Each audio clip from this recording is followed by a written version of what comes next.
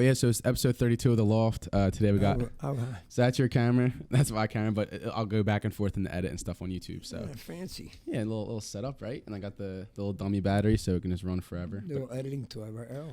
Yeah, I do Adobe Premiere. So it's not live, but I'll edit it. And yeah, it's the one and only Mike Lecompt. This is live on tape. It's live on tape. It's the wise Mike Lecompt says. Yeah, but nah, man, I just wanted to have you on, and because I know, dude, you have a great story. You have you're like, I've seen it, like, you know, inland all. You're a rock star, man. You're the man. Yeah, I'm just the performer, and I'm hopefully getting better as time goes by, you know. Yeah. But there's been a lot of climbing up hills. Yeah. And rolling back down them. 100%. And yeah, like I just noticed, like when you perform, you're like really good with just with people, and that's why they love you. You know what I mean? Yeah. I mean, that's come over the years. It used to be just really music to me, like really intense music and play the music. But I felt that like, you know, when I go see a concert or a show, you know, even if they're the best players in the world, which I like to, and I love all kinds of music from, you know, jazz to funk and everything. Sometimes you go to a concert, you see these guys play incredible stuff, and they don't do much. It says there, but show business is a show. Exactly. Rock and roll, you know, like so. You know, people can see any band they want, and they can play some uplifting music and get the people going. But exactly, sometimes some kind of shtick, you know, works. Yep. Sometimes it works, and sometimes it don't. Yeah, and that's something I noticed, because when I DJ, I noticed that too. Like, you want to obviously play good music, but you also want to get the people make them feel like they're supposed to be there, and make it the energy. You know what I mean? Well, when a DJ gets a lot of people dancing, you've done your job. You know, it's a high, man, that you get just from that, and you're like jumping up and down, like okay, and then it's like a comedian. Then you play a track after that. And exactly. Womp, womp. Exactly. Yeah, 100%. But like I noticed, my first time I really actually saw you, because I heard about you all the time, because you would play at Nick's Roast Beef a lot, like in the tent and stuff. That's when I really started to hear about you. And then I went to Inlet with my friends, probably when the day I came up to you. Last year, this summer. Wow. So the story of why I was able to get him on was I was at Inlet, and he got done performing. And I was talking to my buddy Nick, and I was like, yo, I need to get him on the podcast. Like, that would be such a good. I think I remember that. Yeah, because I remember you shouted out Island. I'm like, oh man, I want him to come on mine. I want him to have, get on the Loft. Island boys are buddies of mine. They're the man. They're a wild bunch. They're doing their thing, man. They're doing their thing. Yeah. That's what you said. They do their thing. They got this new drink out to promoting that, but their podcast is insanity. There's a bunch of other kooks around. They got this food. They got drinking beers and doing shots and drinking eggs and mine's a little more calm and low key, but like more educational. I guess, for inspirational, right? Because they hit that lane and I'm hitting this mental health lane. That thing is just basically for outrageous laughs. Like, oh my God, they just say that, Yeah, they just say crazy stuff. Because I had Ray Coleman on. Me and him were on one time together, and they were all blasted by this time. They were, they do come up with good questions, but Ray started telling his story, and I'm like basically I'm sober, sitting there, and which is cool. I don't give it a drink, but Ray starts telling his story, so he tells his story. He's 15 minutes into a story, and they're all just like, and I go, can you stop for a second? I go, did you say in the beginning of the story that, you live in the north of Ireland, you live in the country, did you say that your dad had an Asian takeout? He says, yes, we own 2 of them. That's dude. Well, he came from like nothing, right? Yeah, well, he came from Ireland. He came a bunch of kids and it's fine, but it was funny that he said that because we get the feeling over here that there's no in the land, in the fields of Ireland, there's no Asian takeout. But he said there was a little kid there named Ian Wong or something like that, and he was Asian, but he spoke with an Irish accent. That's crazy. I mean, you'd be surprised when you do some digging, right? Where you can find out about a person, right? Yeah, right. Well, I found out something that night. There was Asian takeout. That's what I hope to find out about you, because I heard a lot about you, like just your path and your journey. And I try to keep it PG. Yeah, we'll keep it. We'll see where it goes. But I definitely just want to learn more about you and stuff. And like I said, like I came up to him. He got done one of his sets at Inlet, and I was like, I need to get him on. And I followed you for like 2 minutes. I remember talking to you somewhere. I didn't know it was there. So quick, because I remember, because like when you're walking past and you're done your set, everyone's saying there's millions. Everyone's saying hi to you, like, oh, what's going on? It's a double-edged sword there. It's like a rock star without the rock star money and without the rock star bodyguards and stuff like that. So, but you know, I deal with it. You know, I mean, I'm lucky to be here, so I don't. You're a good energy to be around. I don't like. You never know when someone is going through something. True. And there was a situation like down in Seattle a couple weeks ago where. In Seattle, you know, everybody knows me. It's like a superstar down there because I played down there so many years. Kids know me, grandparents, everybody.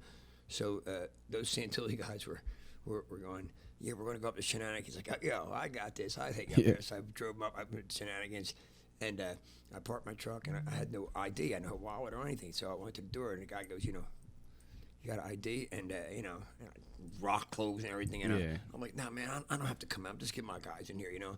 And there was a guy at the door where he was the most miserable guy I've ever seen in my life. He's like an older guy too, probably close to 75, like that. The bouncer at the door? No, he was just he was maybe the owner, but there was two bouncers, there was two guys collecting, and he was standing there, and I was just like, look, I don't want to come in. I just want to get these guys in. They're selling this drink. They got to see this guy, Scotty. He's the. They wouldn't have any of that, and.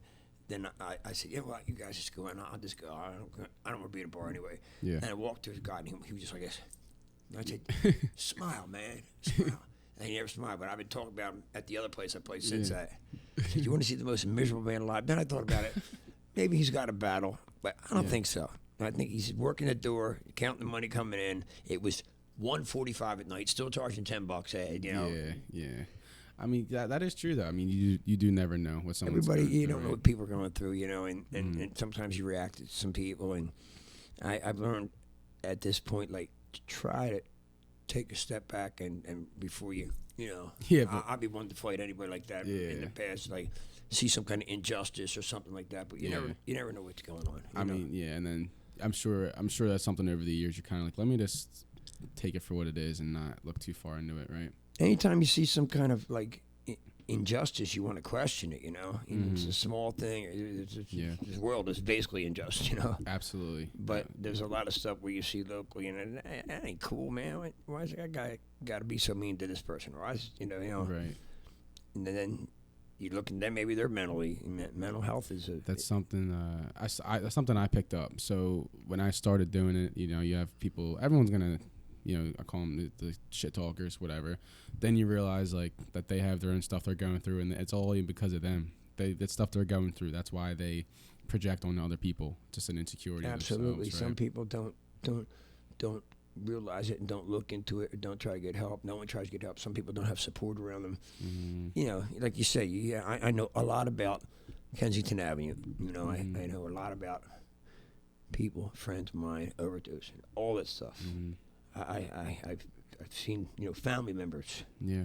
You know, girlfriend just that aren't here anymore. Yeah. And it gets me down. So I feel blessed to be here and sober and everything. You know. Yeah, I mean, you have a crazy journey, and you've gotten sober, and you're still able to make people same amount of people happy. You know, through your music and stuff. You know, sobriety for me is a thing that I have to do because if I don't, I will not be able to. At this point, not be able to play because, you know, there's some things you do in my career. You know, when you were on substance or alcohol or something that you would do that, and you would be maintaining people. Oh, that was so great. You wouldn't do that if you weren't on that. Right, absolutely. It's a chance that you take. You know, I do take chances now at this age and like running around, you know, and jumping up on stuff and this and that. You get on the stage, yeah. But you know, I take my chances. But when you put other stuff into the equation, it just doesn't work for anybody who is a addicted personality because there's no stopping you. Mm-hmm. It's like, okay, I want to do this. Okay, if we could do this, if we could do what we had to do and say we do a stimulant and get done all the housework for the month for one day, it would be great. But you can't do that. What happens is the next day when you stay up all night doing that, you have to be somewhere. So maybe get some more of that. And then the next day, oh, damn, got to be somewhere else. So it starts cannonball. You know, it just goes and goes until, you know, they capture you, and you know. Lucky enough, I had support around me that people care about me and said, "Look, what are you doing?" Yeah, multiple times, and I gotta keep that in my head now because I realize that if I don't, well, I'll go down like a Titanic. Exactly. Yeah. I know a young kid in my neighborhood who got 2 DUIs. He's 19. And I talked to him. I said, man, don't drive. Yeah. What are you doing? You go none more time, you won't go in jail, man. So parents asked me to talk to him. So I said, I never got a DUI though. But but I can tell you, at 19, that's not a good thing. It's not. Nah. I mean, you just gotta. When it comes to stuff like that, you either learn from it or you just let it ruin you. You know what I mean? It ruins a lot of people. Right. And there's I'm around that a lot. So I see people like ego kicks in. You see people drinking, and I could always drink. I'm drinking. And you gotta hold back. People ask me I want to drink. They ask me I want that. No, man, I'm cool. And most people do know, but the people who asked me who I'd done it before with, they were wishing they didn't ask me after a while. When I got them out for 2 days, you're not going home. Yeah, I mean, so I guess I'll ask. Did it hit a point where it just completely started to consume you? Is that like a point it got to? Multiple times.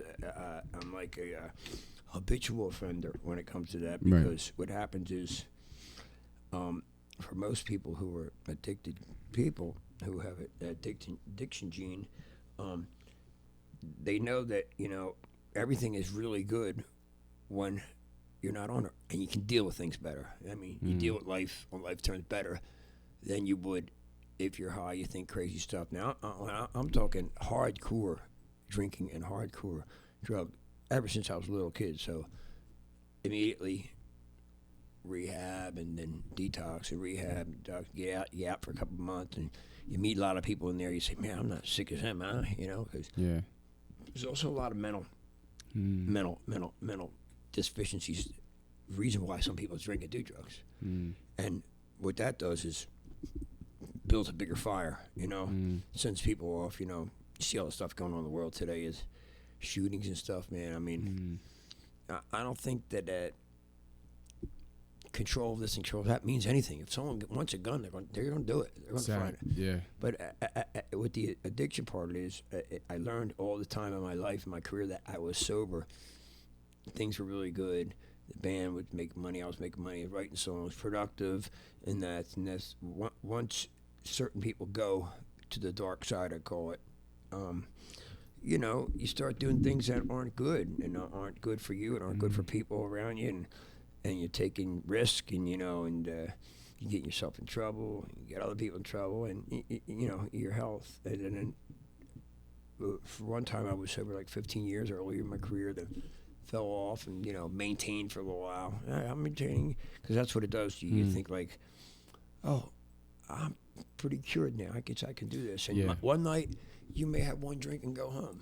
You go, see, I did that. That was fine. Yeah. But the one night, you might have 2 drinks and go, give me some of that too. And that starts this roller coaster ride of craziness. Always having to have a lot of it. Like me, I'd have to have with me all the time because I don't want to be a bitch at all. You like sure peer pressure in a way. It's like it's like a almost like you need it. I mean, you've seen the addicts down there. Like if they don't have it, you can detox and you can die from it. Right? Yeah, you get dependent. As I stare at a bottle or something over there.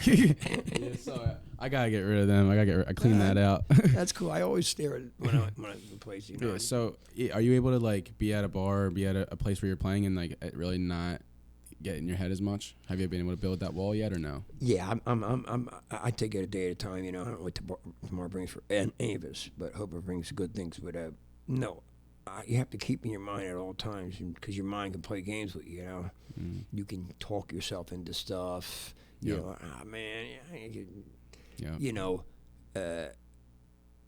If my wife watches this, which she probably watch it, but you can be under the influence and you go, yeah, baby, I'll have a drink with you, and the next thing you know, you shouldn't be doing what you're doing. One turns into 5. Just kidding. It's healthy. Some people can do it and fine. I'm done and go home. And that wasn't me. After the show, I do it, and we go out and stay out all night. And luckily, like now, last year or so, been good after I got out of cancer. At the hospital, I had a little bout with addiction for a while because basically I thought I was gonna, wasn't gonna be around. So it plays with your head that way. You're like, wow, man, I can't go out with a bang, Yeah. But I got a clean bill of health, so I don't want to spit in the face of that in any way. I'm blessed to be here. I'm really lucky to do what I do, and I just can't take it a day at a time. But anybody that needs help with addiction, I would surely help anybody because my whole life people help me, and some people need a hand saying, just you can do this. Talked to a guy the other night who was a little younger than me, but career drinker, just drinker, and I knew it was going to get him, and it got him, and he's sober 3 months, and I talked to him. And good for him. That's awesome. Donnie's doing good. That's awesome. And so you've been dealing with this since what? Like what age? High school. High school. Yeah. Okay. I always ever since high school, basically, because so we did. I was graduating high school in the 70s, so it's like it wasn't like it is these days with the opiates and the there was dope and all that stuff around, but I was never really Was it mainly drinking? It was drinking and usually a stimulant of some kind, whether it was cocaine or methamphetamine, something that would keep you going, like, oh yeah, great, I can record the White Album over tonight, that kind of stuff. Like, but it doesn't usually work out because you get distracted a million times. It's the devil. Yeah, 100%. And even when I'm out DJing, you get tempted all the time with that type of stuff. And people even do shots.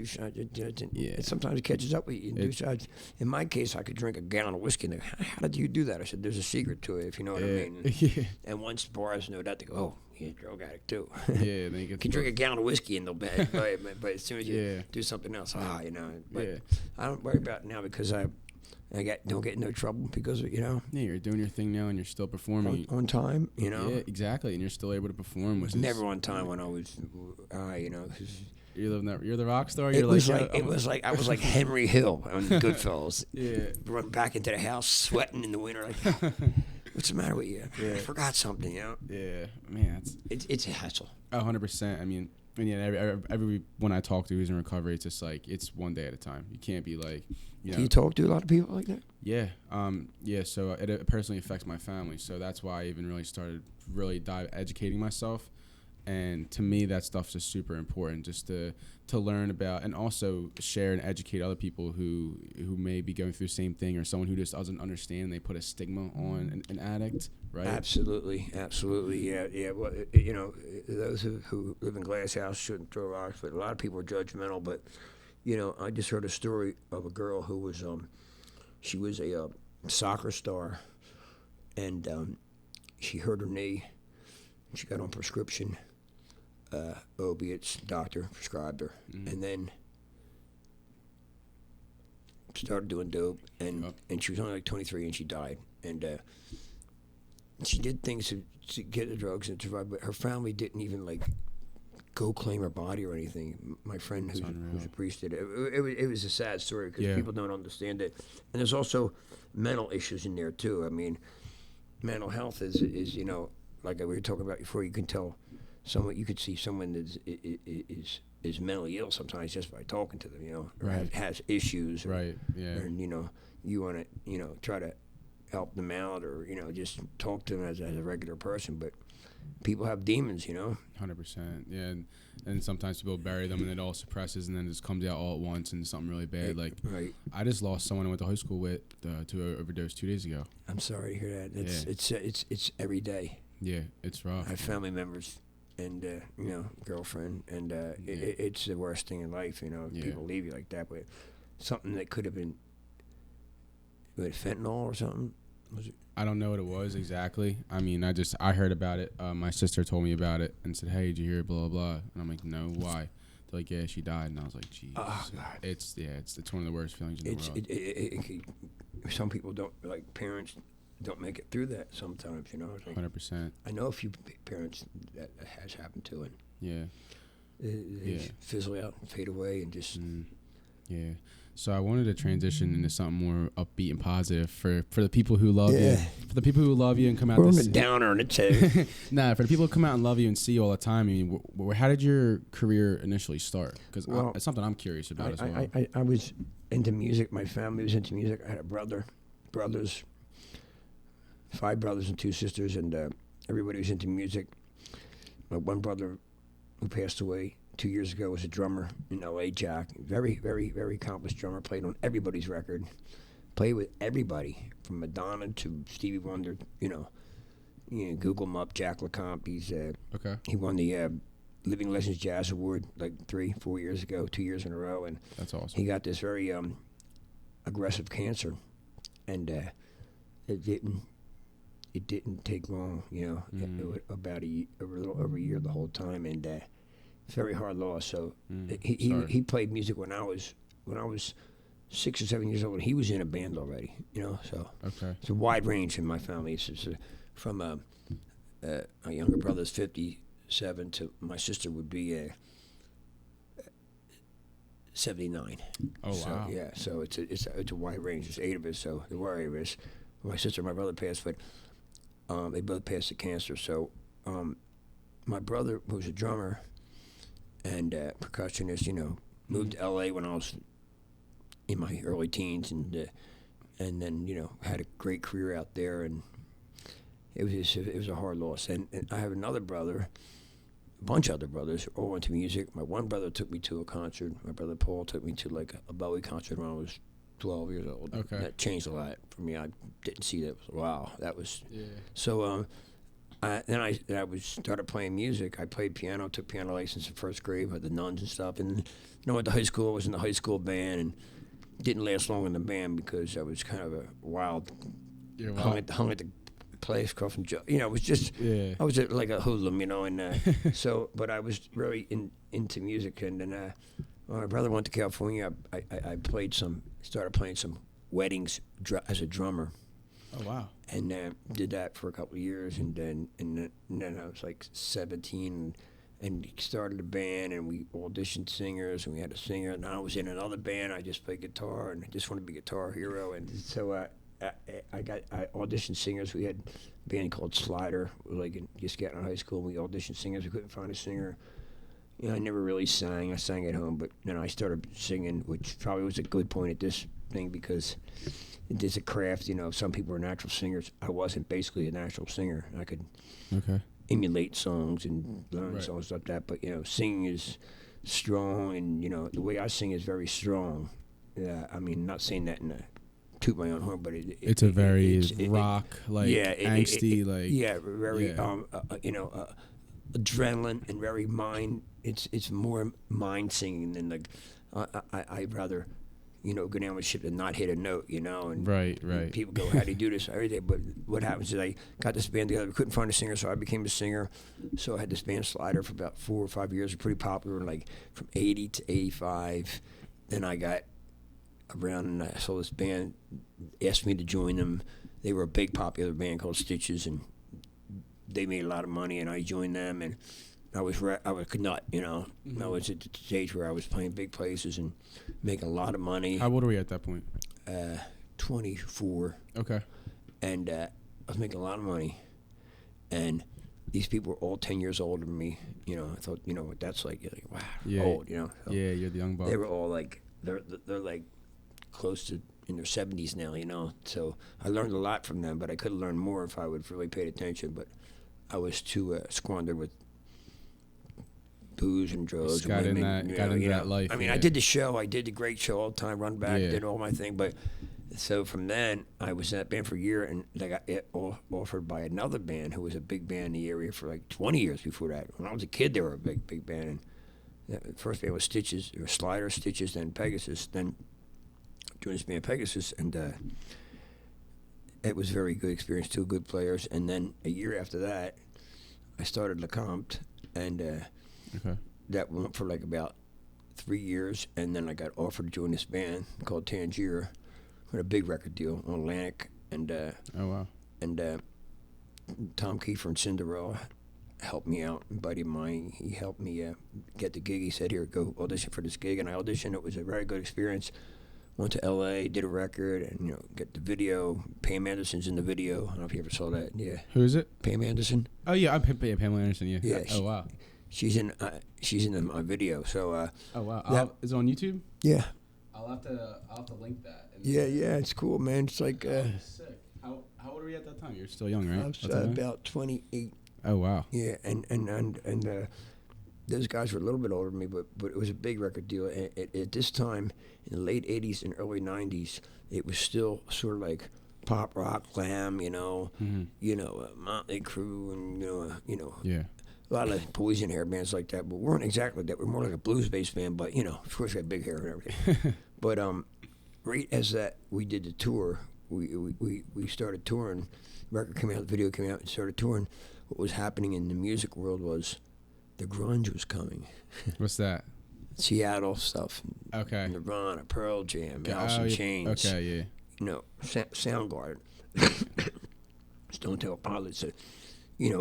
Alternative heavy rock, but it was grunge, and it was a different vibe, and it took over the whole world basically because all the bands that were playing pop songs, his big rock ballads were out, and it was just pretty good stuff. Like a lot of the grunge stuff. Yeah, but it was Pearl kind of Jam's. depressing too. But flannel shirts, and I was on tour, and I remember reading an article about Pearl Jam. Like, after the show, they go sit backstage with a therapist and throw a ball to each other and say, "How was your," crazy. They should be, it's rock and roll. They should be having chicks back there, drugs and everything. Not therapy. Now they're all married to models, whatever. But when you see that stuff, you go, "Wow, this is," And then there's also a lot of direction up there. Kurt Cobain, what's his name? Soundgarden. Like great talented people and mental. Also mental. I mean, look at Kurt Cobain, right? Yeah, but it was mental. It was, the guy was tormented, Yeah. And a lot of people up there, but a lot of people very successsul too. Pearl Jam. Was that just come with the lifestyle, you think? No, I don't think so. I think that, if you know the history of certain guys, like Kurt Cobain, he was basically abused as a kid. Yeah, family life, yeah. Yeah, and sometimes people go to a certain drug to get stuff out of their mind. It's like the gamble or drink or whatever. As an escape, for Some sure. people choose a heroin or dope. That it really takes away any thinking of pain, it just does. It's like, they give it to you in a hospital. Basically it's called something else, but makes you forget everything. But what happened was that those bands became real big, so we had a chance to do another record, but we didn't because no one was buying those records anymore. Oh, your genre? Yeah, the rock, like the 80s rock, Boys and then Cinderella and, even AC/DC. Everybody, but AC/DC was more of a classic, basically classic by them, but they always did sell records and always sold out places. But, White Snake, all those, Winger, the up and coming rock. Well, they were all 80s big bands in the 80s, Okay. but what happened was once the grunge came, it just took over everything. Flannel shirts and boots. That whole aesthetic, some heavy stuff too. Which some of us, you hear some Hendrix in there. You can hear some, but it was good. A lot of it was really good, and a lot of it was big sellers. And then that happened, and I came back to Philadelphia because it was no use really trying to throw spaghetti against a wall and hope something would stick at that point. It'd be different if you had one pop song or you were like a singer who would just they were still signing people like that. There's always been a pop thing in there.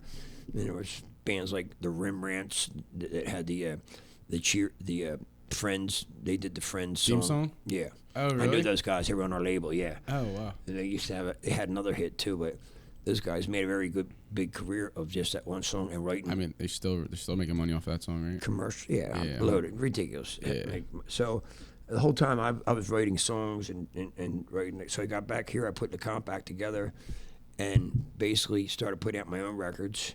Okay. And in Philly, right? You started. Yeah. Okay. And this is about 92 now. After I lived a couple years in California, like in 89, 90, 91, and that was full grunge then.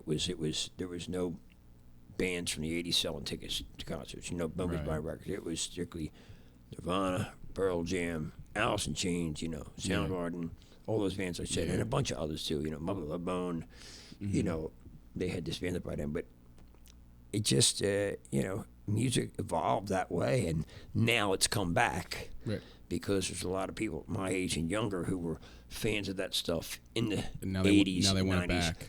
And they go see, you know, they can sell. And plus, for the last year, everybody's been starved, you know, to see any kind of entertainment. But basically, that happened. And the whole time I was writing songs, I've written with other people, and, you know, I've had some success with some songs, and, you know, some songs on records and this and that. I got some things going on now. But basically, you know, day at a time. But that was the journey. That was from.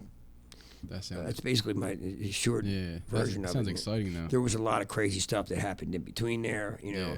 Lost friends, you know, lost, and basically, I really feel blessed and lucky to be here right now because, you know, I don't know what tomorrow brings, but I hope we'll bring another day of, you know, smiling, but but people go through stuff, man. You never know what's going to happen. And, you know, like you said, the mental side of it, I'm kind of blessed in that way because if you have mental illness, there's nothing you can really do about it. I mean, you get on medication. Sometimes people don't like the medication. Sometimes it does weird things to them. They don't want to take it. And, you know, I've had in my family. Right. And it's very sad. It's a sad ending. And, you know, if there's something that you can do about that, it would be great. But it seems like therapists and doctors, they just want to put them on this, try to keep them on that, and a lot of people don't like what it does to them, you know. Yeah, I mean, I went to therapy for a little bit for my own reasons, and I found you have to find the right therapist too. You know what I mean? It's all about matching compatibility with the therapist. But I mean, the biggest thing that I personally learned is like to get over it, you got to go through it, and also acknowledging when you're in the situation, like acknowledging that it's a shitty time and it's only temporary. Hard for people to do that, though. I know. And act out in different ways. You know, it's like, screw this. I'm just gonna do this, and it sometimes it ends up in a bad situation. But if you can do that, and basically you're lucky too, because some people are severe. Some people have a gene in them that is just, you know. Yeah. Sometimes it's almost like lost cause, which is hard 100%. To say that, but I mean they say that in AA. They don't accept for lost cause. Like, right. You know, and it's usually a mental issue. Yeah. If you can't stop drinking for a long time, it's something mental going on. Yeah. It's usually something mental. I mean. And the person has to acknowledge that they're wrong and that they have something going on. They just gotta sit and fix that. And it's very complex.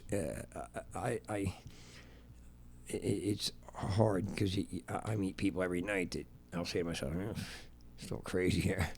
Something's going on there, you know. Yeah. But all good. They're sweet people too, you know. But everybody has their own battle in some way, you know. 100%. Yeah. Yeah. Usually so I go out every Thursday to Kensington and volunteer out there, and it's like you realize these people are just really good people. They're just Eddie. What's his name? Place Eddie. No, so I go with Meg Cohn at the Grace Project, and I volunteer with her and her people, and I'm out there. There's so many people out there who go out there, you know. I've been down there to a guy. There's a rehab down there, guy I know. Eddie runs it. It said right under the L. It said like.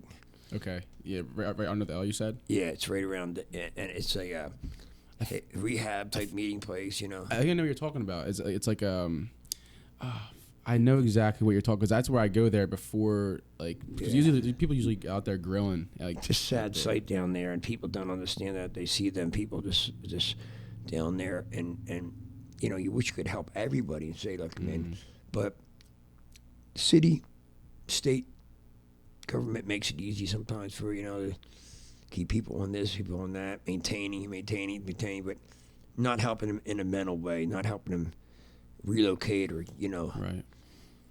Yeah, that's the hard part, and we always offer resources out there, and that's why it's important to do stuff like this, even when you're just sitting and talking with somebody like yourself who has such a reach, and you're able to reach so many people. And I think that's something that I found really inspiring about you, is that your reach has been able to make people smile, make people happy. Like when I was, thank you. And to give you a context, so it was the night at Inlet when you were throwing the microphone up on the railing and it got stuck on the railing. That night, that was the one I was at.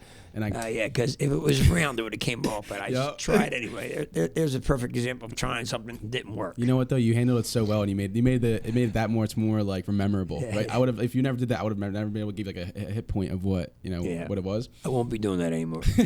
That was funny though. I'm not gonna. You were like really entertaining on the bars and stuff, but basically, I guess what I'm trying to say is like you're able to have that kind of impact with people who are just normal, and then imagine like if you're also able to like you also represent the addicted and like those some people who are in recovery and who are getting past it and also able to make and continue their life. So it's like absolutely if there's anything I can say to people, it's like give yourself a chance. I would say that people say it to me, give yourself a break, man. Like, what are you getting at? But when you're in deep, you could have you could be a millionaire, and you could maintain for a while, but it will affect you eventually. It will bring down 99% of the time. It will bring down the house. It'll bring down the ship. We're just not meant to do that. Then you have the people who are the social users and weekend warriors. Maybe they can do it, right? But I could never do that. It'd be like weekend would extend into a month. Yeah. 100%. And I've been around a lot of people over the years, and I've been down in the dumps. I mean, like not being able to get a gig for a while because of it. Oh yeah, he's good, but he's whacked. And then to come back from that is a good feeling. Because everybody has their eyes on you all the time. Right. So people will say, oh, he's high, but I know that I'm not. It doesn't bother me. I smoke a little reefer, actually. But I don't really find much wrong with that, to be honest with you. If you're no. Well, they say this and that, and it's a gateway. It depends who you talk to, but some people do it, some people can't. But in my case, I don't abuse it that much. I do it sometimes here. It helps me with the appetite, appetite, anxiety, with cancer and all that stuff. Right. And, so I wanted to dive a little bit into that. I mean, so when did you find out that you first had cancer? About almost 3 years ago. I was having some symptoms, and I had a sister pass away a year before that, and she was a nurse, and she was the best. My sister Jean, she just was a saint, and she really was like our house doctor. She was the oldest of 8, and if there was something wrong, she would get you to a guy, or She was always looking to help. And she passed, and I was actually pretty good. I was basically sober, going through the sober, and realizing that even at that point I was on a good mindset, and then I went and got to the doctors and got the test, and the doctor said to me, "Man, you got cancer." He goes, "You got a big tumor," and he goes, "Cancerous." And I just went home and told my wife, I said, "I got cancer." I said, "We got a next step." And in my case, I was lucky because it was contained to a tumor, and then. Went on chemo and radiation, and then I went in the hospital. Months later, got operated, and I got 3 days after the operation. They said to me, "You're amazing. You're a warrior. You're going home tomorrow." And then we were like, "Wow, the cancer's going." And then that night, I got sick. I got infection in the hospital, and I wasn't there for 3 months. Oh, wow. On my last rites twice and stuff, and what happened was. I got sick, infection, and they don't always tell you why you get the infection in the hospital. Hospitals not good to be in that long. Yeah. So I stayed in the hospital a long time. I was in Fox Chase for almost 3 months. Oh, wow. And lost a lot of weight. It wasn't good. It wasn't a good looking. It didn't look good for me at all. Right. But I, had a lot of support, a lot of prayers, a lot of help, just a lot of people around pulling for me, and very lucky. Besides being blessed, very lucky too, because I saw a lot of stuff there that makes you really think about your life, And so when I did get out, so I got healthy enough to get out of the hospital, I started playing again right away. Yeah. And I had a colostomy bag on me, that's the last thing I thought I'd have, Right. And I had one, and I was playing, I would wear a mask, and I was playing every day. And I started, because I was on chemo, and it made me sick. Anything I could get an excuse for at the time, like you'll talk yourself into stuff. Oh, poor me. I mean, I'm on chemo. I'm dying. I'm drinking this shit. So what I did every day for almost 8-9 months was everything. I drank whiskey, snorted this, snorted that, pills, everything. And then it got to the point where I had to go back in the hospital to get my bag off. So basically had to detox myself, and I didn't want to go away. I didn't want to go away again. Yeah. And so after that, it was kind of smooth sailing. Maybe there was one time that I went to the dark side for a few weeks, Yeah. But they captured me. They got you back. Yeah. I'm lucky to have the people I have around me, my family and my friends. Right. It's a lot of luck because you don't have friends like that would do that for you. They step up and go, look at man, right, get it together. Right. And it hit me that last time. Basically, right, man. I got a clean bill of health, and I'm taking a day at a time. I can't like say excuse for this. Let me do this. Let me do that. Let me do this. So I try to take it a day at a time and not go to the dark side. Right. Yeah. Yeah. Because it can be fun on the dark side for a little while. It can be until you realize you're so deep down that you can't get yourself back out. Right. Until it's so dark, you don't know where. But you see a lot of other people having fun. They go, oh, I could do that too. You get a little bit of FOMO. And they don't. When they go home, you don't go home. Right. That's the. Or you go home, you bring a bunch of people back home with you. Yeah, and you get yourself into trouble. Yeah, it's endless. It's a circle to go round and round. So that's why I feel really lucky right now. The band is killing it right now. I'm making a decent living. I'm pretty productive. I'm writing some stuff. And that's awesome. Doors are opening up, and it's like I tell a story about. I was flying back from California a lot in like 1990, 91. Like every week I was flying back because I was doing gigs with my band here, but I was in that other band and we were recording a record for like 3 months in the studio connected to us in the same studio as Metallica was doing their record. Oh, wow. So there was all kinds of rock stars around me all the time, and I was sober. Every time I was sober, good. So I'm doing a record sober, but I was coming back to Philly, and I was doing a record out there and flying back on the weekends, and I was reading on the plane. I was reading this article about Pete Townsend, which I'm a big fan of The Who and Pete Townsend, and okay. I read that Pete Townsend was doing a solo record at 45, and I thought to myself, what's he doing that for? He's 45. Yeah. I understand now. Yep. You understand, like you keep on creating, just don't ever stop. When you stop, that's when. That's like, because you never stop learning. Basically, learn every day from something. Yeah. Anybody can learn from anybody else. I can learn from a young kid I see play. For the first time, who's half decent. Like he could do something like, wow, that was a nice thing he did. And you basically learn when you people who think they know it all, they learn it all. It doesn't matter then. So.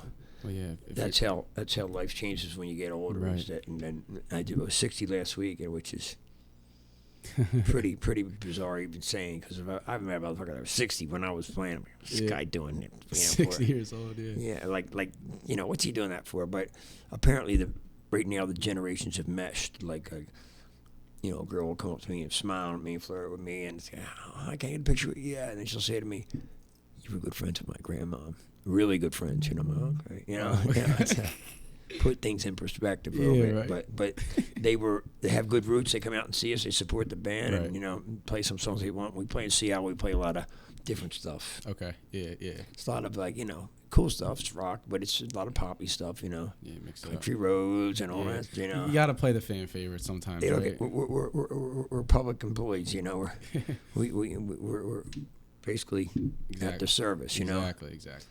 Make them happy where they want. We do a couple of cool songs in there and things they like, and I enjoy it. I don't care what it is, 100%.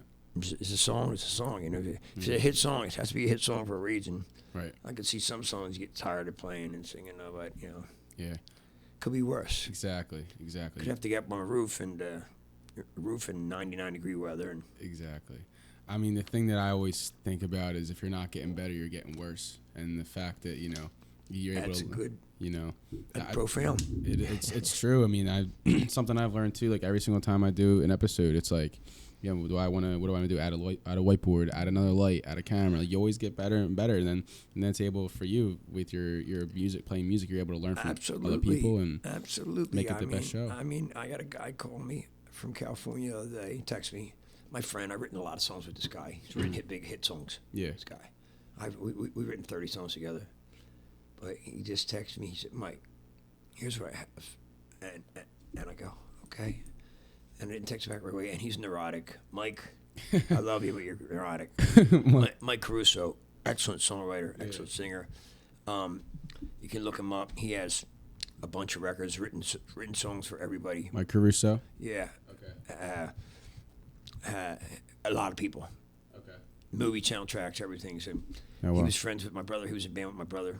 He's a few years older than me. Yeah. But we're going to work on the song. We have a couple of things, but we haven't written together in a couple of years. So we'll write over Skype or something like that. And there's some people in Nashville I know. You know, there's a kid from this area named Holden. Okay. Holden Barter. And he's in Nashville now. He's doing pretty well. That's pretty cool. Another, Audra McLaughlin. I know Audra McLaughlin. Yeah. Best friends with my friend Carolyn. She's a good friend of mine, and I talk to her all the time. She's got a new single out. She's awesome. Audra, kicking it. Yeah, we love you, Audrey. Yeah, she's the man. Love her. Yeah. And she'll come up and sing with us sometime this summer. She usually comes for a couple of weeks in summer, but she is doing pretty well right now. We talked last week about, Nashville. Nashville. But in this business, it's not all pretty, Yeah, for sure. You can have a facade like Nashville is such a beautiful place and everybody's nice to each other, but it's cutthroat just like LA and New York and Philadelphia and everywhere. 100%. In this business, it's it's all cutthroat. I mean, that's something I've learned too. Like, I've actually been in Nashville once. Yeah, it's and cool. I love Nashville. It's good if you're visiting, but I feel like if you want to get into that space, you gotta just find a way to be different, find a way to mix that shit up, man. It's a hard road. Chris Stapleton had a hard time getting accepted down there. Now he's huge, but there's a lot of people like that come to Nashville that have it all. In Nashville and LA and New York, mostly LA and New York, everyone and their mother is a songwriter and a singer and actor and everything. Right. And in Nashville, there's great players, great songwriters that will never make it. It's just the way it is. It's not in the cards. It's not, It's not in the cards, and it's also they don't find a way to stand out. I mean, they could get a track on a record that could build them up, but, there's a lot of pushing and shoving going on there. There's certain who what you know, what you can do.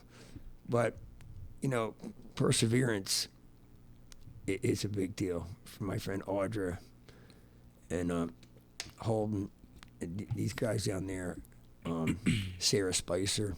Yeah. A lot of people down there in Nashville doing pretty well. So I mean, you're the embodiment. You're the embodiment of perseverance. I mean, there's always shit. Yeah, man. I'm writing with them. Yeah. Writing some songs with them. Collabing. Who knows where your next song can take you? Right. It's all it takes is one. And it doesn't necessarily have to be a hit song. It could be a song that you write together and go, "What? This song is a good song." You know, it can. But when you're a songwriter, you always want to say, "Hey, man, somebody cut this song. Could it get a TV show? Could it get a commercial?" I mean, a monetary side of it is a part that you think about too. Yeah, but also too, like, if you put expectations on something and it doesn't meet it, you feel like it's a failure. As long as you're proud of it, and then you enjoy it, and then the next person enjoys it, and then that person shares it with that person. It's all about like loving it for what it is, knowing what it is, and then letting it that the rest handle itself. Because if you go out of the gate and say like, oh, this song's gonna be 1 million views, 1 million listens, like, and it hits. I've seen it. You know more than I do. Hype can make or break something because hype is a double-edged sword. This is going to be the biggest record ever, and it could flop. But there's people that are huge, sell lots of records that are underground. That a lot of people never even heard of. There's a guy I listen to. You should look him up. His name's Todd Snyder. Been in Nashville for 30 years, and he's brilliant. And his songs are interesting songs, and he tells stories before songs, and that's cool. Which I started telling a lot of stories too, and leading up to songs. But he's a very interesting guy. So there's guys like that make a great living and write great stuff and write what they want to write. Right. And it's interesting. So there is a market for everything. I mean, there's tours starting up now, and if you see the underground and mid and headliners and that, there's a market for everything, you know. Absolutely. I mean, I'd like to see R&B, folk, bluegrass, rock, you know, everything. Jazz, everything. You know. So you're talking about all these artists and stuff. So what is a big has been a big inspiration, like in terms of your music? Influence? Yeah, like who were your inspirations? Who were your influences when you're doing music and stuff? That's just my timer. When I was a kid, there was music playing around the house at all times. So all kinds of music. Right. So that was one of them. All my brothers and sisters basically responsible for what I heard as a kid. I didn't know what was going on. So when I got to be like 10, 11 years old, all the really old people who were like 18, you know, super old, like 12 years old. Yeah. But all 18 is like, wow. So I would be playing guitar, and I would know these songs. And I would play guitar for them. Oh, you're so cute. He plays this, plays that. And from there, you know, Beatles, you know, the Stones, Zeppelin. Yeah. A lot of 60s one-hit wonders and two-hit wonders, you know, whatever. Pop music, you know, and there was a certain more jazz and funk, you know, everything from, you know, the funky stuff in the world, and James Brown, you know, Jackson's, everything, you know. Like, I try not to exclude anything, you know.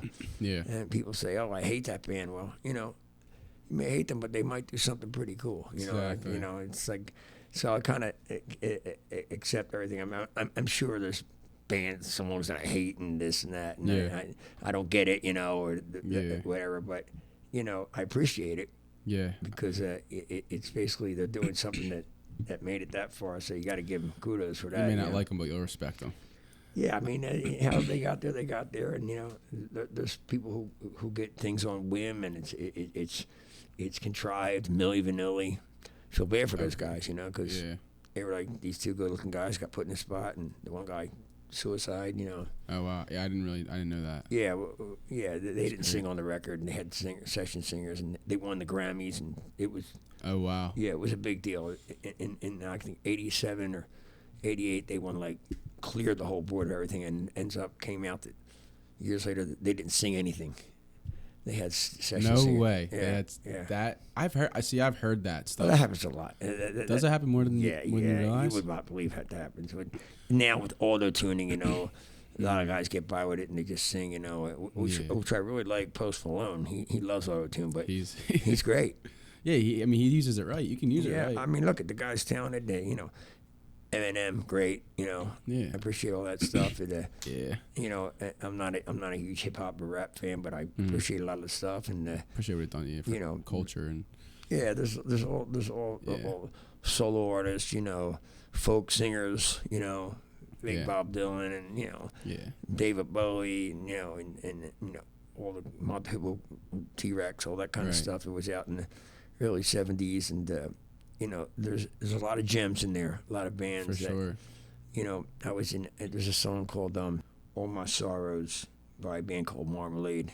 Okay, yeah. If you heard the song, it was a big pop song like 1971. Yeah. But I was in L.A. and I was in back of in a limo. And we had a big record deal. We were going to parties every night. And Guns N' Roses guys, Motley Crue, actors every night. That's you know, amazing. I'm sober the whole time and observing it. But I got in the limo one night, and the guy goes, "Oh, you're gonna be like, yeah, we're signed, man, Atlantic. We're doing a video." And I go, "What do you do?" And he was old. He was like 45 at the time. I was in my 20s, and I go, "What do you do?" He goes, "I'm trying to write a screenplay." I'm like, good luck, man. But he goes, "I was in a band." I go, "Yeah." And he had an accent, had a Scottish accent, and I said, "Yeah, what were they called?" He goes, "Marmalade." I went, "Oh wow." "Who were you? What did you do?" He goes, "I was a singer, songwriter." No way. I said, "I'm not worthy, man." I mean, it shrunk me down to a point where, like, wow, look at this guy. He's, you know, had a hit song, and he's driving a limo, and, you know, he's driving me around a limo. I should be driving him. You know? Did it humble you a little bit? Absolutely, absolutely. Yeah. You know, I was lucky enough to be sober, and it did humble me. And some people it wouldn't matter, but I was a big fan of them. Mm-hmm. And as a kid, I still play that song. You know. And, that's pretty cool. And I look up the guy. Lately, he's still doing it. He's in his mid-70s. I mean, that's why you got to keep going. There was another time. I could tell stories all night about it. There was another time I was standing outside a hotel waiting to get picked up by some shuttle or some driver taking it somewhere, and I'm standing there by myself. A rock clothes, a big hair in L.A. You know, I would love to see an old picture of you. I got one there. Yeah, you can go on the internet and just look it up. Yeah, Google it up. And I'll have it on the screen right here. You'll see it. It'll be in the edit. I'll have there was a rock card up. I mean, it was pretty wild. But that's pretty cool. I was standing outside this hotel one time, and there was a guy there. You know, he didn't look like a real rock star to me. He's holding like a bunch of bag with a bunch of tapes in it, you know, and he looked at me and goes, "What are you in a band?" I go, "Yeah." Let me see what Ed said. That's the hustle, though, isn't it? I'm shooting in my camera guy's studio on tour, just getting started. Oh. Cool. Where at? It's Ed Bassmaster here texting. It's going to come on the show. Yeah, we're going to get Ed Bassmaster on the loft. You heard it here first. So this guy with this bag, he said to me, "Are you in a band?" I go, "Yeah, man." We're doing it. He goes, I got a band. I'm looking for a producer. I'm like, "Who are you looking at?" And he said, these guys. I said, "What? They're producing our record right now. Purdell and Barron, big producers." Oh, no way. Did Ozzy, Motley Crue, everybody. Yeah. And so, near me. So I said to the guy, and if he wants my number too, he can more than welcome to. Yeah. But so I said to the guy, "Yeah, man, I'm using those guys right now. You should check them out." And I go, "What's the name of your band?" He said some band. Oh, all right, good luck. Yeah. But then he had to say, he goes, "I was in a band." And I go, "Really?" He goes, I said, "What were they called?" He goes, "Boston." I go, "What's your name?" He said, "Brad Delp." Brad Delp killed himself. Yeah, he killed himself about 15 years ago, and it was sad, but he was the singer, Boston. Holy crap. So, you know, you meet people like that, like, wow. Man, especially in L.A. This guy was, you know, Boston, that golden voice of Boston, Brad Delp. So that's amazing. Yeah, he apparently had some kind of mental issues and took his own life. But I met him, and that humbled me, too. Like, wow, look at this guy shopping around for producer. But he had a band called RTZ, Return to Zero, and they had a couple hits, too. Oh, that's pretty cool. Yeah, I actually was in LA 2018. I stayed there for a summer for like for an internship, and it's crazy down there. And that was before COVID, so it's not all dead now and all Republican and Where at? I stayed in the what was it? Somewhere in the hills. It was Homeby Hills or Hollywood Hills? Hollywood Hills, yeah. It was the Oakwood. I live there. There's apartment complexes. I live there. Really? That's where I stayed at for the whole summer. That's pretty cool. Oakwood. Yeah. On Burbank up on the hill. Yep, Burbank. Yeah. Yep. Yeah. That's pretty crazy. Yeah, I lived there. For a couple of years. I had a couple of places, but my brother was out there too, so I just didn't go to his house. That's pretty cool. I had an apartment in Oakwoods for a lot. They would put up a lot of bands there for a long time. That was pretty wild place. That's pretty cool. Yeah. So they had right near the studio on the other side. Yep. Universal. Yep. We went down to Universal. I saw the Friends set. I saw the Big Bang Theory set. But you realize that like they're not. You think it's like so much bigger than it actually is, and it's like being down there is crazy. When I was out there, they were doing films like I would go over there, and because I knew people worked there, I would go on the sets. They were doing films like Dick Tracy. Okay, yeah. Madonna, which was 1989, 90. It's prime. So stuff like that, and I found it fascinating. I was always like, I met a lot of people, there, but Paul McCartney told me not to drop names. Yeah, so I actually wanted to ask you about like the whole music label side of it, like being signed, being reached out to, like your experiences with that, and telling your family, "Listen, I just got signed." Like what that feeling was like, and how you even got there. It's awesome. It's awesome, but it doesn't happen like that anymore. It's a lot of in-house, independent labels. Put your own label. I basically have my own label now. Yeah. I write songs, put them out, have them on iTunes. Sometimes people will come across your songs on iTunes, a producer or something, some chance. But if you get the right people, I know a bunch of people now at this age that are very successful in publishing, writing, and I get the right song, send it to them. It might work. But there's a guy in Nashville named Dennis Vitowski, just signed one of the biggest deals ever, publishing deals. His own publishing company has a guy named Hardy, has 8 #1 songs this year. Oh wow. written for everybody from Keith Urban, Leanne Rimes, you know. That's crazy. Martin McBride, you know it. He's written hit songs for them. This guy wrote the song Maniac. He's from Philadelphia. You know, Maniac. Yeah, Maniac. He wrote that song. And really? He's in Nashville now, but he's a buddy of mine, and he's a good man, and he's from Philly. And that's awesome. Went to L.A., then went to Nashville, and built an empire of publishing and songwriting. Very talented guy. You know, keyboard player, singer, songwriter, producer, manager, you know, publisher. Yeah. You got it. And, you know, and then he's a friend of mine. You know, I reached out to him. He reached back to me, and found out that he knew my brother, played with my brother in the early 70s. That's crazy how that happens. Yeah, it was a wild story. But, yeah, having a big record deal isn't it doesn't make your life, you know. The record also has to come out and get a single, and you know, you have to. It's a lot of pressure. Yeah, it's certain pressure. You have to live through that. But what happens is that some people don't adapt to fame. A lot of people don't make it. You know, right. You just read people about actors and guys that die every day. Just too much to handle. Too much money coming in. Too many things at your fingertips to go the wrong way. There's no balance. No one to control you. Yeah. You know. No good people around them. Michael Jackson, you know. Yeah, he's a good example. You know, but so, you know, survival and just living is. But having a record deal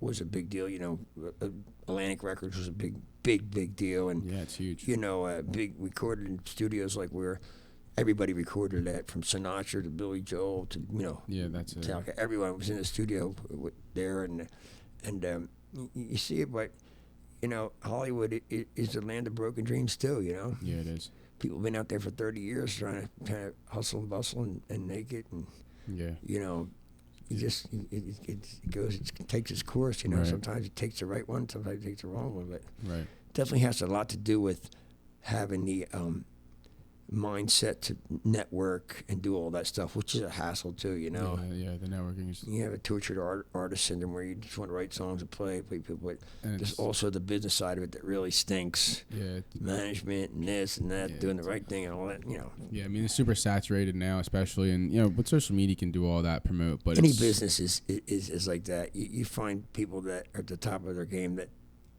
you find aren't super duper talented, but they know how to promote and work their song. They got a decent song. They know how to really promote and self-promote. Morbid self-promotion, I call it. You know, morbid self-promotion. You said? Yeah. That's funny. Yeah, I mean, yeah, it's a lot, man. It's like I said, especially now. Like my buddy Jed, kid Travis, he's huge. He's gets I can show his YouTube. It's like 500,000 YouTube right now. Like. I met him when he was at 10,000 subs. Wow. Is he from around here though? Mm-hmm. Yeah, he lives like 10 minutes from here, Ben Salem, near Neshaminy.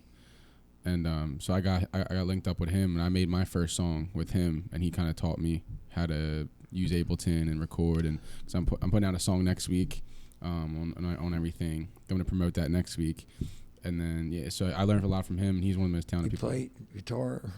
No, so I just sing. So I don't know. See, it's crazy because I was never a musically inclined person. Well, Appleton, you got your samples on there, right? Yeah, you get samples, all that stuff, and I produce some beats and stuff like that. I'm teaching myself a little bit. I got a studio in my basement. But I have everything there. I don't usually program stuff. I usually play. Okay. Put a click track on, play the guitar, play the bass, drums, keyboards, and build that. And then I'll become a demo. Then maybe it'll work, and maybe I'll get other guys to play it. But get the idea out. It's tough, yeah. I mean, I had that class at Temple, the mixing class, so I know how to mix and stuff. It's just the actual playing. I'll try to do piano here and there, but I was just never. Well, you'd be amazed at what some people put out that don't play instruments that have good producers and people who do that for them. They come up with the line here. We collaborate with songwriters, and I've been in a situation where written with people who don't really play instruments. They're lyricists, and they know melody and build chords around that and go to co-write. I got a couple of things going on now with a couple of different people, but it's a lot of time to do it. It's time consuming. I'm working all the time, Exactly. Yeah, you're busy. You got gigs. I text my ideas into my number to my phone, and I do that a lot. That's awesome. Yeah, I use my notes, and then I use voice notes. Like I'll hum something. Yeah. I was writing a song yesterday, and I just was like, I would record it on my notes, and then just go back and listen to it. You write for other artists as well? Nice. That's absolutely. Cool. That's pretty cool. Yeah, I write for all. Me and Joe Frazier some years back. Oh wow. That's awesome. Yeah. Yeah. So you've met a lot of. Yeah. So you've met a lot of. Who would you say is like okay? Well, a lot of people basically. Who would you say is the coolest? I met Christopher Walken. I thought he was really nice to me. You know. That's pretty neat. You know, I was a big fan of his, and I met him one-on-one, and we took a walk. Believe it or not. It was in L.A. Yeah. And asked some questions, and it was a thrill. That's awesome. Yeah. You know, Eddie Van Halen. I hung out with him. That's a big one. Yeah, he lent me guitar. Were you in your 20s during that? Yeah. Okay. And I was very starstruck, but he was really nice to me, and it was a brutal loss, you know. Yeah. But sure. Yeah, there's a bunch of people think I forget sometimes because I really don't like to drop names, and because Paul McCartney told me not to drop names. Yeah, because it's a respect thing. It's like a. Well, you know, it's like people drop names around me, and I always use that same line. I go, well, you know, Paul McCartney told me, you met Paul? I said, no. Just saying, you know. Yeah. But it's a thrill, you know. That's cool. I'm just curious because it's just cool because, you know, when you're in Philly, it's like not heard of. You know what I mean? You're in LA, it's like someone's always meeting somebody. Someone's everywhere. Someone's always trying to be somebody. There's people everywhere, every night, you know. Yeah. Doing stuff. That's pretty cool. Like, what would you say, like, your fans just came from? Just from you playing over the years? Like, how long have you been playing in Philly for? All around Philly? 45 years. Yeah. But what happens is people who've seen me in like the late 70s play, you know, it's like in high school I was playing in bands, and people get older and, you know, you supposedly try to put out a good product, you know, do cover songs, do them your own way, do them well, and, you know, you play these clubs and create a following, and people like, and, you know, do a show, and from there, now it's cool, it's full circle now, like when I play Sea Isle, I'm so lucky and blessed to have these gigs down there, because when I started first playing Sea Out years ago, it was on a whim, and the guy, my buddy Phil, who was an agent, who has a band called The Exceptions, he got me in this place, and the lady said, "Oh, I know about that guy. He's insane now. We don't want him." So she took a chance, and that built. I was at this one club called the Springfield for like 16 years, and it built a following down there. So people would come in my age and older and hear us do this classic stuff, and then they would tell their kids, like, when you turn 21, you got to go see this band, and that's what happened. Now it's like down there, everybody knows it's like 21-year-olds, 22-year-olds get a picture with me every night, and it's really overwhelming, and it's a great feeling, but it gets crazy. Takes a toll on you. Yeah, for sure. It wears you down. People wear you down, you know. And right. You try to be respectful to people, but most people that you're talking to are busted up, you know, at that time of night. They're all banged up. Repeating themselves over. And you're not, and you're like sober, so it's I go with it for a while, and I'll disappear or whatever, you know. Yeah, I mean, it's good to take that time to yourself, and, you know, because it can get really overwhelming. Yeah, I have a dream. You do it, you know, you stay focused, you know, try not to get sidetracked, and do your thing and live your life. And just love the process and love all of it. It's very interesting. It's I would love to just stay home and record all the time, but I do enjoy playing live audiences, you know. Right. And you know, I got a pretty tight band now, and some good players, and you know, on with the show, we're doing well. But gigs are hard to come by, you know. I've seen people, guys my age, go, "Hey, can you give me a gig quick? I gotta get," and I understand that. I mean, I understand how that is, and in a way, I'm lucky that I don't have to do that right now, because I'm on a good path. And a lot of demand. Yeah, absolutely, and a good product out there, and people like it, and it's also I'll become almost like a nostalgic, novelty kind of right. That's a good way to look at it. Not in a bad way, but like no, in a good you're guaranteed you're like a classic. You're like you got to see this band. Come on, kids, we're going to see the guy who played my senior prom, Ryan's senior prom, 1982. Yeah, 100%. And I look at those people now, they look older than me, but I played their prom. And when you're 21, you're playing a prom for 18, 17, 8 years. You're a lot older. Like, right. These kids, Yeah. That's awesome. Time changes everything, Yeah. There's a lot of things that are more serious than anything that it's like family and living and people you love that are gone and stuff like that. The real things in life that matter. And your health, right? Health is health is I have issues right now after the operations and. I have to change my diet. I ate everything I wanted my whole life. Mm-hmm. Tasty cakes to Italian food, anything at all, But now, it's not easy, man. But it could be worse, But you know what, though? I mean, I guess we'll cap it off on this. But it's just amazing to see that because when I heard about you, obviously I would hear about you, but I never actually had a chance to meet you or talk to you. And it's it was cool just to see what people would say about you, all the positive they would say about you, and how you're still going, you're still kicking. Yeah, there's negativity out there too. There's negative, but guess what, man? You choose what you want to listen to sometimes, right? I mean, it is what it is. But my girl always says, my wife always says, "Oh, everybody loves you except for a bunch of husbands." I mean, why wouldn't they, right? I mean, why would they, right? You do stuff in the past, and you don't always do the right thing. Everybody's not completely right, but you want to do the right thing. Right. Try to. But as long as you acknowledge it and you aim to change it. Yeah, I mean, I'm in a good place right now, and I got a great family, and I have a full schedule, and it's a pretty bizarre schedule that I have. People tell me, they go, "How do you sing that many days in a row?" And that is intense. I don't think about it. I mean, I just try to get the right sleep and get your voice together because I just did 18 gigs in 13 days. That's unreal. Which is, it's great. But I would see documentaries about bands being on the road, and especially it comes to mind the Bon Jovi documentary, which I'm a fan of, and I've met him a few times, and they're like, "Oh, we were on the road, man. We're doing 4 nights. We're partying. That's what you weren't getting on a jet each day." They're acting like it was it was a struggle. It was so hard. There's a certain amount of stress that goes with it, but they're playing arenas every night, and you're not bringing your own equipment. I mean, usually the stuff's just there. Walking off jet, coming in and doing a show, then they're getting high for the rest of the night. That's what the problem is. It's the other stuff that got them feeling like that.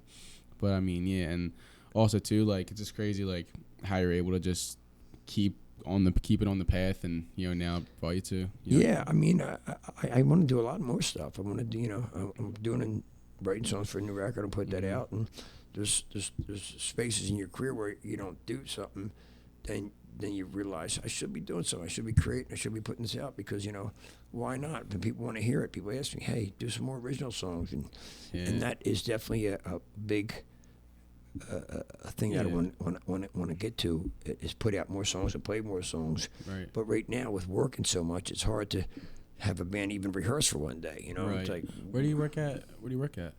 Huh? You just do gigs, right? I just never. This is all I did my whole life. Oh yeah. I always played music, and so I never had a job. Yeah. Basically, it's kind of a blessing, though, isn't it? Yeah. It's amazing that people would say to me 30 years ago when I was at the height, of making money, and I'm like that now actually, but there's been lows. But they would say to me, "What are you going to be doing 30 years from now?" And I go, "Oh, what are you going to be doing?" Yeah. Are you still going to be a carpenter or electrician? Or, most of the people are retired. But I just still do what I do, It's like, do what you love. I'm very lucky to do this. I mean, it's amazing that, it's come full circle. And I'm like I said, I'm blessed and very lucky to be able to do this. And, tomorrow night, next, Thursday night, Wildwood. Yeah. Friday, South Jersey. Saturday, got 2 gigs. I got a wedding actually at night, and Sunday 2 gigs, and Monday a gig and Off Tuesday. You should come to Seattle sometime and check out that audience. I'd be down. I mean, I love the Ocean Drive. I love all those places. Yeah, we played this Ur House, and it's a new place in town. And I'll keep it. Do you post your schedule anywhere? Yeah, it's on Lecompt.com. Lecompt.com, okay. I'll have everything linked below, too. But I definitely want to come out and see you more now that we're able to build this relationship, which is really nice, just not just seeing you out. Yeah, I mean, you see the different side of us, too, there. We do some different songs and I'll be down. Show. The Inlet's cool because an Inlet and the Pier, because they're so like, big, open. They're like a rock show, Yeah, they do a good job of that. Giving people a show, Yeah, I mean, I was actually just DJing at Keenan's past, a little bit in the beginning of summer, which is a nice. Oh yeah, I worked at Keenan's a long time. Yeah, Keenan's a good spot. I've gained like a new appreciation for live music. You know what I mean? Yeah, man. I like I said, I see bands. There's a band called Fat Mez, young guys. Yeah, the young people. Yeah, I sang with them the other day. Oh, wow. Really good. They're really good band. That's awesome. They're excellent, and they got a long stretch in front of them. They're going to do well and keep their heads together. They're just exceptional musicians and players, and they do a lot of classic stuff. They're like old souls, but really good. I'm sure you can mentor them a little bit. Well, I'm learning stuff from them. Right. So I'll have everything linked below. I just throw you a follow on IG. I tagged you at Lecompt Rocks on my story. I'll tag you guys too. Great. But like I said, man, I mean, I'm excited to see where this goes. I definitely would like to collab music-wise. Absolutely. I could show you some songs. We could do that. Show you some songs after this. Maybe we'll have a hit song. Yeah, we will. We'll collab on something. Or like a 3-word commercial that makes millions of exactly. dollars. Yeah, promo the shit out of it, and because I've been looking to just like start collabing with other like artists and stuff like that, and especially someone like you would be really fun. I could tell you stories about. That would blow your mind. A guy was in a room. Me and my friend were writing. The guy was just drinking beer, sitting on the couch watching us write. And then my buddy called me up, and a year later he goes, "Hey, Mike, remember that guy who was sitting on the couch watching us write a song? Yeah. Who never picked up a guitar or anything? He's got a #1 song." That's crazy. Wow, man. And another time I was writing in his apartment, and we were together in L.A., and this guy was there. He was a young record executive, He signed a band. He goes, "Yeah, I just signed a guy." And this was at the height of, like, the glam and stuff. And, in 1989, 90. And he was explaining to me, and my friend, he's like, "Yeah, I signed this guy. He's from, like, down Virginia, that area. And he sold a lot of records out of his car." And I'm like, "What's it like?" He's like, "It's weird. It's like, it's pretty cool. He has, like, a violin player, a saxophone player. He plays a catgut guitar, not on strings, and got a drummer." And I'm like... Good luck. Yeah, right. It was Dave Matthews. Well, there you go. Now you're eating shit, right? Signed him. The guy signed him. That's boom. And that's awesome. He goes, "Yeah, I think it's going to be good. It's different." I'm like, and we're like, "Wait a minute. Got a violin player and a saxophone player, and a bass player, and him, and then drummer. What is it? And we couldn't grasp it at the time, but." Apparently a lot of people didn't. And I appreciate him too. I like a couple of songs, but I'm not like a Dave, Johnny Dave. Yeah, that's a big thing too. Like when you're putting out music and there's something you strongly believe in, not everyone's gonna understand it until it has conversations like this. The guy's huge. Dave Matthews is huge all over the world. He's Dave Matthews, and he's very talented too. And a lot of people like that. And there's tons of people that are never heard of too. Yeah. That are great songwriters that you have to realize that there's Lennon McCartney's out there, a lot of them. Yeah, just gotta find. Will never ever surface. They write great songs. I've heard people's songs. Yeah, it's crazy. My mouth would drop. Wow, that's the best song I've ever heard. Just gotta learn how to use your tools properly, social media, all that stuff. Yeah, man. well, if you want to go that route, but a lot of people like me are lazy when it comes to that. And don't have the initiative to go, "Oh man, let me pound this door down every day and put these songs out. Yeah. You kind of get like, it's also like a weird like self promotion. It's kind of weird, It's like always promote yourself, but that your self branding is huge. That makes people work, but you have to have that element in you, which it's not in everybody. Showmanship. It's not just that. It's just constantly putting out stuff, promoting yourself, which is also like it's like a ego thing too, It's like you don't feel like we can get someone else to do it. It has to be done the right way. It's all a healthy balance, but but all good though. I do wish I had a lot more of that in me. Listen to this and put this track out every day. I've seen guys that go on Facebook and go, talk about themselves. Like, look, I'm the best songwriter. I mean, songwriter, singer. People don't really mess with that stuff. I think if you do it in the right way, then you let them have the curiosity to go check it out. You can't be like, oh, I'm the best, because it's like there's no room for anyone else to tell you you're the best. It's like it's not supposed to be that way. It's like Southern people, like morbid ancestor worshippers, you know. Yeah, 100%. My great granddaddy's out in the Civil War. Yeah, exactly. You know, but like Lecompt, dude, thank you so much for coming on, man. Dude, again, Kevin, it was awesome. It was so fun. This is episode 32 of The Loft with Mike Lecompt, and yeah, this is a really good one. So peace, guys. Peace.